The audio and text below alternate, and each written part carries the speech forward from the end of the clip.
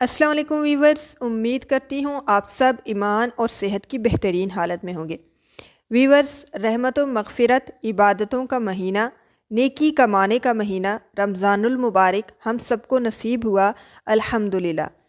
یہ وہ مہینہ ہے جس سے اگر انسان بہترین طریقے سے فائدہ اٹھائے گا تو دنیا اور آخرت کی فلاح پالے گا، یعنی کہ دنیا میں بھی کامیاب ہوگا اور آخرت میں بھی، دنیا میں بھی ترقی کرے گا اور آخرت میں بھی نجات پالے گا۔ اس مہینے میں عظیم معجزہ قرآن پاک نازل ہوا۔ سورۃ البقرہ آیت نمبر 185 میں اللہ پاک فرماتے ہیں، رمضان کا مہینہ جس میں قرآن پاک نازل کیا گیا ہے، اس میں لوگوں کے لیے ہدایت اور روشن دلیلیں ہیں، راہ پانے کی اور حق کو باطل سے جدا کرنے کی۔ یہ جو مہینہ ہے ماہ سیام رمضان المبارک، اللہ تعالیٰ کی عظیم نعمتوں میں سے ایک نعمت ہے، یعنی کہ یہ تمام مہینوں میں سے بھی ایک بڑی نعمت ہے اور بابرکت مہینہ ہے باقی مہینوں کی بنسبت۔ یہ حقیقت ہے کہ اس نعمت سے اللہ تعالیٰ نے ہمیں بار بار نوازا ہے، اور جس طرح ہم ماضی میں اس بابرکت مہینے سے فائدہ اٹھاتے تھے اس طرح آج کے دور میں نہیں کر پاتے۔ ہونا تو یہ چاہیے تھا کہ دین کے معاملے میں ہم مزید ترقی اور علم یافتہ ہو جاتے، مگر افسوس کہ ہم اس معاملے میں مزید کم علم اور کم عمل ہوتے جا رہے ہیں، اور اگر ہمارے علم میں اضافہ ہو بھی رہا ہے تو ہمارے عمل میں اس ریشو سے اضافہ نہیں ہو رہا جس طرح ہمارے علم میں ہو رہا ہے، جس طرح ہم جو ہے نا جس طرح ہم مزید قرآن پاک کو کھول کھول کر سمجھ کر پڑھ رہے ہیں، اس کی نسبت ہمارے عمل میں اتنا اضافہ نہیں ہو رہا۔ اسی طرح نبی کریم صلی اللہ علیہ وسلم نے تلقین کی تھی کہ اس مہینے سے زیادہ فائدہ اٹھائیں۔ جیسے صحابہ کرام کا طریقہ رہا ہے ویسے ہی ہمیں بھی اس مہینے سے فائدہ اٹھانا چاہیے، لیکن ہم اتنا فائدہ نہیں اٹھا پا رہے اس مہینے سے۔ یہ ایسا خوبصورت اور بابرکت مہینہ ہے جس میں اللہ تعالیٰ نے روزہ فرض اور قیام کو سنت قرار دیا ہے۔ اس مہینے میں اگر کوئی ایک نفل نیکی انجام دیتا ہے تو اسے ایک فرض ادا کرنے کے برابر اجر ملتا ہے، ثواب ملتا ہے، اور ایک فرض ادا کرنے والے کو 70,000 فرائض کے برابر اجر ملتا ہے۔ یہ خیر خواہی اور غم خواری کا مہینہ ہے۔ یہ ایک ایسا مہینہ ہے جس میں مومن کا رزق بڑھا دیا جاتا ہے، دگنا کر دیا جاتا ہے۔ یہ مہینہ جہاں انفرادی اصلاح، تزکیہ نفس اور عبادت کا تقاضا کرتا ہے، وہیں خلق خدا سے محبت، ہمدردی اور خیر خواہی کا بھی تقاضا کرتا ہے، یعنی کہ انسانیت کا بھی تقاضا کرتا ہے۔ سب سے بڑی خیر خواہی یہی ہے کہ انسان اپنے خالق کائنات کے بتائے ہوئے طریقہ زندگی کو نہ صرف اختیار کرے بلکہ دوسروں کو بھی اس راستے پر لگائے، تاکہ وہ اپنے نفس کی غلامی کی بجائے رب کی خواہش و مرضی کے مطابق اپنی پوری زندگی گزار سکے۔ اللہ کے فضل و کرم سے ایک مرتبہ پھر ہم اس بابرکت مہینے سے فیضیاب ہو رہے ہیں۔ یہ مہینہ ایک بار پھر ہم سب کو نصیب ہوا ہے الحمدللہ کثیرا۔ اس مہینے کی رحمتوں کی بارش ہماری زندگی کو سیراب کرنے کے لیے برس رہی ہے، لیکن ایسا نہیں ہے کہ اس کی رحمتیں اور برکتیں ہر اس شخص کے حصے میں آ جائیں جو اس مہینے کو پالے۔ دیکھیں، آپ نے نوٹ کیا ہوگا ہمیشہ جب بارش ہوتی ہے تو مختلف ندی نالے اور تالاب اپنی اپنی وسعت اور گہرائی کے مطابق ہی اس پانی سے فیضیاب ہوتے ہیں۔ ایک چھوٹے سے گڑھے کے حصے میں اتنا ہی پانی آتا ہے جتنی اس کی کیپیسٹی ہوتی ہے۔ ایک بڑے تالاب میں پانی کی مقدار مختلف ہوتی ہے۔ اسی طرح جب پانی کسی چٹان یا پھر بنجر زمین پر گرتی ہے تو اس کے اوپر سے ہی بہہ جاتی ہے، اسے کوئی نفع نہیں پہنچاتی، لیکن اگر زمین زرخیز ہو تو وہ لہلہا اٹھتی ہے۔ یہی حال انسانوں کی فطرت اور ان کے نصیب کا بھی ہے، اور رمضان المبارک کا یہی تقاضا ہے کہ رحمت، مغفرت اور جہنم سے نجات کے اس بابرکت مہینے کا اصل مقصد ایمان و تقوی کا زیادہ راہ حاصل ہو جائے، یعنی کہ اس ایک مہینے کی پریکٹس سے ہمارے اندر ایمان کی وہ طاقت پیدا ہو جائے جو ہمیں سال کے باقی دنوں میں نیکیوں پر قائم رکھے۔ اس کے علاوہ ہمارا یہ فرض بنتا ہے کہ ہم ان تمام لوگوں کو روزے کی اہمیت اور اصل حقیقت سے آگاہ کریں جو اس کی قدر و قیمت سے لا علم ہیں، جو اس کی ویلیو سے لا علم ہیں، اور اپنی زندگی میں آنے والے اس بہترین مہینے کو ضائع کر دیتے ہیں۔ اوکے، تو اپنی لا علمی کی وجہ سے ضائع کر دیتے ہیں نا۔ اس مہینہ مبارک کے ایک ایک لمحے کو قیمتی بنایا جا سکتا ہے اگر ہم اس کی پہلے سے پلاننگ کر لیں تو ابھی بھی ہمارے پاس کافی وقت ہے اور ہم اس بابرکت مہینے کے دوسرے عشرے میں ہیں اور ہم اس کی رحمتوں کو پورا سمیٹ سکتے ہیں۔ نبی کریم صلی اللہ علیہ وآلہ وسلم کا طریقہ تھا کہ آپ صلی اللہ علیہ وآلہ وسلم شعبان کے مہینے سے ہی رمضان المبارک کی تیاری شروع کرتے تھے اور لوگوں کو بھی اس کی تاکید کرتے۔ کچھ مخصوص عبادتیں ہیں جو اس مہینے کی زیادہ سے زیادہ رحمتوں اور برکتوں کو سمیٹنے میں اہم کردار ادا کرتی ہیں۔ اس میں پہلے نمبر پر ہے نیت و ارادہ۔ نبی کریم صلی اللہ علیہ وآلہ وسلم کا فرمان ہے کہ اعمال کا دار و مدار نیتوں پر ہے، اس لیے پہلی چیز نیت اور پکا ارادہ ہے، کیونکہ نیت شعور اور احساس پیدا کرتی ہے۔ شعور بیدار ہو، یعنی کہ اگر کسی انسان میں عقل و فہم ہو تو ارادہ بھی پیدا ہو جاتا ہے۔ علم ہو کسی چیز کے بارے میں، اس کی اہمیت کا پتہ ہو، اس کی ویلیو کو پتہ ہو تو اویسلی پھر انسان اس کو فالو بھی کرتا ہے اور فالو کرنے کا دل بھی کرتا ہے، کیونکہ اس کے پاس نالج ہے، اس کو پتہ ہے کہ یہ کتنی قیمتی چیز مجھے ملی ہے، اس کی پیروی کرنے کو دل کرتا ہے۔ اس لیے اس مہینے کی اہمیت کے بارے میں ہمیں علم ہونا چاہیے، تبھی ہماری نیت صاف اور ارادہ پکا ہوتا ہے، اور ارادہ محنت اور کوشش کی صورت میں ظاہر ہوتا ہے۔ اس لیے اعمال میں صاف نیت کا ارادہ انسان کو ایک مثبت طاقت دیتی ہے، پازیٹیو انرجی دیتی ہے۔ نیت نہ صرف صحیح بلکہ خالص بھی ہونی چاہیے، یعنی کہ ہر کام صرف اور صرف اللہ کی رضا کے حصول کے لیے کیا جائے۔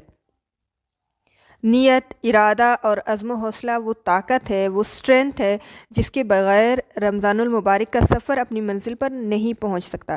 اس لیے اپنی نیت کا انالائسس کر کے اس مہینے سے بھرپور فائدہ اٹھائیں۔ دوسرے نمبر پر ہے تلاوت قرآن پاک۔ اللہ تعالیٰ قرآن پاک میں فرماتے ہیں کہ رمضان المبارک وہ مہینہ ہے جس میں قرآن پاک نازل کیا گیا ہے، جو تمام لوگوں کے لیے ہدایت ہے، اور اس میں ہدایت اور حق و باطل میں فرق کرنے والے جو واضح دلائل ہیں وہ موجود ہیں، یعنی کہ صحیح اور غلط کو بہت وضاحت سے بتا دیا گیا ہے۔ اس لیے اس مہینے میں کثرت سے تلاوت کرنا بہترین عمل ہے، کیونکہ اسی میں اس کا نزول شروع ہوا، اور اسی وجہ سے جبرائیل علیہ السلام ہر سال رمضان میں رسول پاک صلی اللہ علیہ وآلہ وسلم کے ساتھ اس کا دور کیا کرتے تھے۔ پھر جس سال رسول پاک صلی اللہ علیہ وسلم کی وفات ہوئی، اس سال جبرائیل نے اس کی تاکید اور تلقین کے لیے 2 مرتبہ دور کیا، یعنی کہ اس عمل کی اہمیت، فضائل اور برکت کو مزید واضح کر دیا۔ اس لیے رمضان کے دن اور رات کے اوقات کو غنیمت جانو، اس وقت کو قیمتی سمجھو جس کا صحیح استعمال آپ سب کو رب کائنات کے مزید قریب کر دے گا، اوکے؟ کیونکہ زندگی کی عمر یا پھر جو دنیا کی زندگی ہے وہ بہت جلدی گزر جائے گی، اور وقت ایسے گزر جائے گا جیسے بس دن کی کوئی گھڑی گزری ہو۔ اس لیے اس مہینے کا حاصل قرآن سننا، پڑھنا اور قرآن سیکھنا، سمجھنا ہے اور اس پر عمل کرنا ہے اور اس کی تبلیغ بھی کرنا ہے۔ رمضان اور قرآن کا آپس میں بہت ہی گہرا اور مضبوط تعلق ہے، اسٹرانگ کنیکشن ہے۔ اس لیے سب سے زیادہ جس بات کا اہتمام کرنا ہے کہ ہمارے شب و روز قرآن کی تلاوت میں گزریں، اس کے علاوہ قرآن کے پیغام کو عام کریں، تبلیغ کریں۔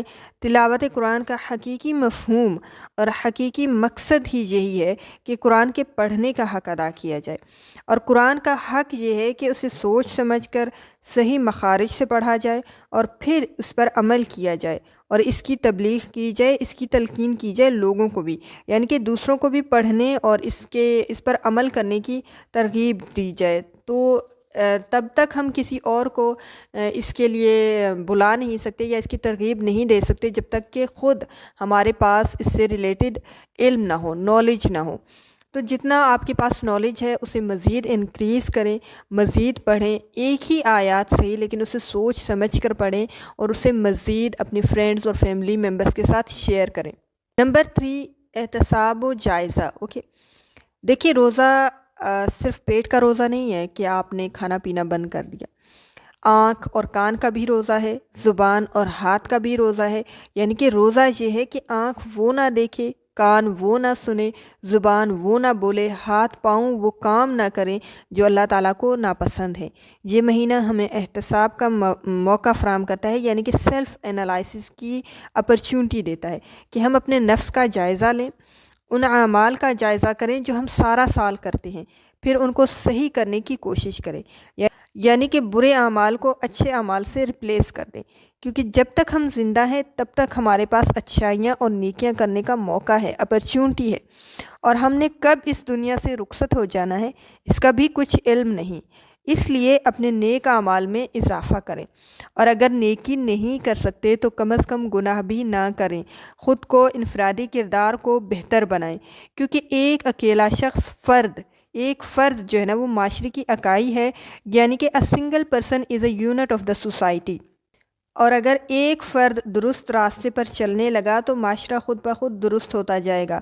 کچھ اخلاقی برائیاں جیسے غیبت، چغلی، لعن طعن، بدگمانی، تکبر، ظلم، غصہ، جھوٹ، وعدہ خلافی، بدنگاہی، حسد، بغض وغیرہ، یہ سب اخلاقی برائیاں ہیں، اور ماہ رمضان ان برائیوں کے علاج کا بہترین موقع ہمیں فراہم کرتا ہے، بیسٹ اپرچونٹی ہے۔ نمبر 4، نماز باجماعت ادا کرنا یا اس کا اہتمام کرنا۔ قرآن مجید میں جگہ جگہ نماز باجماعت قائم کرنے کی تلقین کی گئی ہے، اور نماز باجماعت قائم کرنے کا مطلب ہی یہ ہے کہ نماز کے تمام حقوق ادا کیے جائیں۔ نماز کے حقوق کی ادائیگی کے لیے ضروری ہے کہ اذان کے بعد تمام کام چھوڑ کر مسجد پہنچیں اور تکبیر تحریمہ کے ساتھ پہلی صف میں نماز ادا کرنے کی کوشش کریں، اور جو گھر میں فیمیلز ہیں یا بچے ہیں وہ گھر میں ہی بہترین طریقے سے نماز کو ادا کریں۔ حضرت عبداللہ بن مسعود رضی اللہ عنہ کا بیان ہے کہ جس شخص کو اپنے لیے یہ بات پسند ہو کہ وہ فرمانبردار بندے کی حیثیت سے روز قیامت اللہ تعالیٰ سے ملے تو اسے 5 نمازوں کی دیکھ بھال کرنی چاہیے، یعنی کہ وقت پر مسجد میں جا کر خشوع و خضوع کے ساتھ باجماعت نماز ادا کرے، پورے اہتمام کے ساتھ نماز ادا کرے۔ اس کے علاوہ اہل ایمان نماز تراویح کا بھی اہتمام کرتے ہیں۔ رات کے آخری تہائی حصے میں پڑھی جانے والی نماز تہجد بھی تقویٰ کے حصول کے لیے بہترین ذریعہ ہے، اور اب تو آپ آرام سے سحری سے پہلے یہ نماز ادا کر سکتے ہیں۔ نمبر 5، عفو و درگزر۔ اللہ تعالیٰ کی یہ صفت ہے کہ وہ معاف کرنے والا اور زبردست درگزر کرنے والا ہے۔ اسی طرح نبی کریم صلی اللہ علیہ وآلہ وسلم کی ذات گرامی بھی صبر کرنے والوں میں سب سے افضل اور معاف کرنے والوں میں سب سے بہتر ہے۔ یہ مہینہ عفو و درگزر، بخشش و رحمت اور جہنم سے آزادی کا مہینہ ہے۔ جس طرح ہم خود اللہ تعالیٰ سے معافی کے طلبگار ہوتے ہیں نا، ہم چاہتے ہیں کہ جب ہم کسی غلط راستے پر چلے جائیں یا کچھ غلط کر دیں جو اللہ تعالیٰ کی نافرمانی کے زمرے میں آ جائے تو ہم اللہ سے معافی مانگتے ہیں، اسی طرح لازم ہے ہم پر کہ ہم ان لوگوں کو بھی معاف کر دیں جن کی وجہ سے ہمیں تکلیف پہنچی اور ہماری دل آزاری ہوئی۔ آلدو جی کام بہت مشکل ہے، مگر سوچ کر معاف کر دیں کہ اس عمل کا جو اجر ہے وہ رب کائنات کے پاس بہت زیادہ ہے۔ ارشاد ربانی ہے کہ جس نے معاف کیا اور اپنی اصلاح کر لی، یعنی کہ خود کو بدلے اور نفرت کی آگ میں جلنے سے بچا لیا، تو اس عمل کا اجر جو ہے نا اللہ کی ذمہ ہے۔ دیکھیں اللہ پاک آپ کو بہترین اجر دینے والا ہے۔ بلا شبہ وہ ظالموں اور ناانصاف لوگوں کو پسند نہیں کرتا۔ اگر آپ کے ساتھ کوئی زیادتی ہوئی ہے، کوئی ظلم ہوا ہے تو اللہ پاک بہترین بدلہ لینے والا ہے، آپ اپنی طرف سے معاف کر دیں۔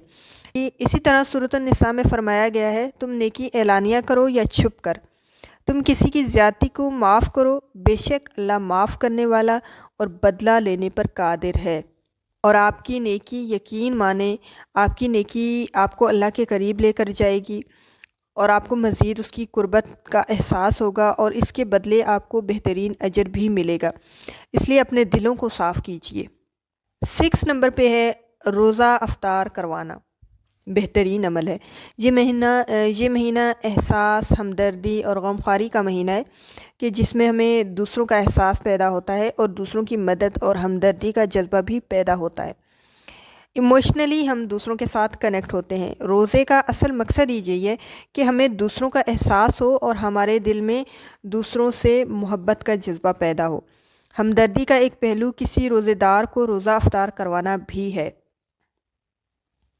نبی کریم صلی اللہ علیہ وآلہ وسلم نے افطار کروانے کی ترغیب دی ہے، اور ان کا فرمان ہے کہ جو شخص کسی روزے دار کو روزہ افطار کروائے تو اس کے لیے گناہوں سے مغفرت اور دوزخ کی آگ سے رہائی ہے۔ کیا ہے؟ دوزخ کی آگ سے آزادی ہے۔ اسے اتنا ہی ثواب ملے گا جتنا کہ روزے دار کو، اور اس سے روزے دار کے ثواب میں کوئی کمی نہیں آئے گی۔ اوکے۔